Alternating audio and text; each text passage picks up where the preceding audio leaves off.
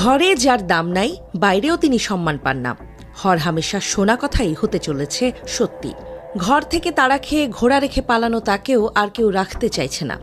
যে দেশের মুখে হাসি ফোটাতে তিনি সব দিলেন, জলের ট্রানজিট, স্থল ট্রানজিট, রেল রুট সবই দেশের মানুষকে বুঝিয়ে ঝুট তুলে দিয়েছেন দাদাদের হাতে।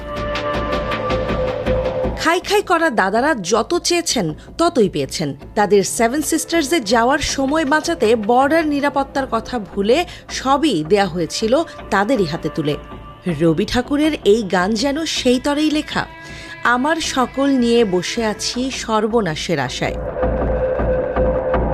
যাদের জন্য সর্বনাশকে তোয়াক্কা করলেন না তিনি, সব উজাড় করে দিলেন হাসি মুখে।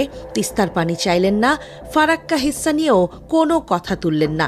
আদানির থেকে কিনলেন অন্যায্য দামে বিদ্যুৎ। সমুদ্র বন্দরেও যাদের করতে দিলেন অবাধ নোঙর, তারাই এখন মুখ ঘুরিয়ে নিয়েছে। এখন সোজা কথায় তিনি বোঝা, তাকে ছুঁড়ে ফেলতেই সহজ কোনো পথ খোঁজা।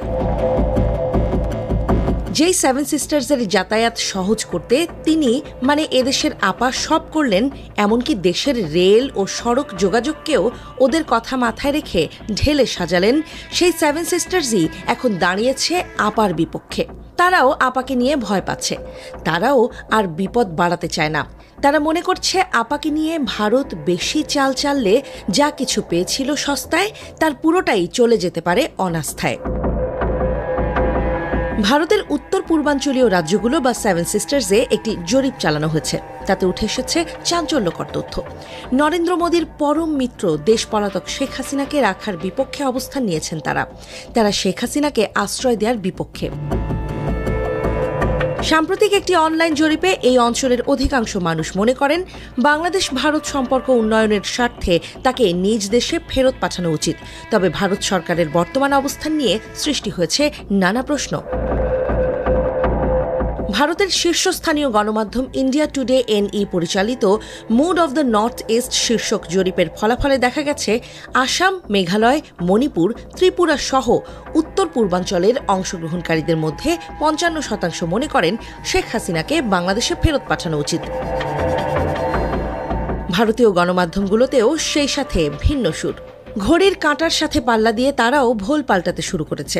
এতদিন যারা একনিষ্ঠভাবে আপাকে সমর্থন দিত, তারাই এখন জরিপ আর জনমতের নামে আপা বিরোধী ক্যাম্পেইন শুরু করেছে। যে ক্যাম্পেইনে রাষ্ট্র ভারতের সুরও পরিষ্কার, তারা আর শ্বেত হস্তি পালতে চায় না। ফল না দিতে পারলে যেমন ফলদায়ী বৃক্ষের প্রয়োজন ফুরায়, তেমন ভারতেও আপার প্রয়োজন ফুরিয়ে যাচ্ছে। তাই তো তারা নানা বাহানায় জরিপের নাম করে আদতে ঝিকে মেরে বউকেই শেখাচ্ছে। ইশারা ইঙ্গিতে বলে দিচ্ছে, আপনার প্রয়োজন ফুরিয়ে গেছে আপা, এবার আসতে পারেন। সেই প্রক্রিয়ার অংশ হিসেবেই হয়তো আপাকে লাইভে আনা হচ্ছে, যাতে বাংলাদেশ অনবরত চাপ দিতে থাকলে দিল্লি আপাকে সহজেই বলতে পারে, আপনার এই আচরণ কূটনৈতিক শিষ্টাচার বহির্ভূত, আপনাকে রাখাও তাই অসম্ভব হয়ে পড়েছে।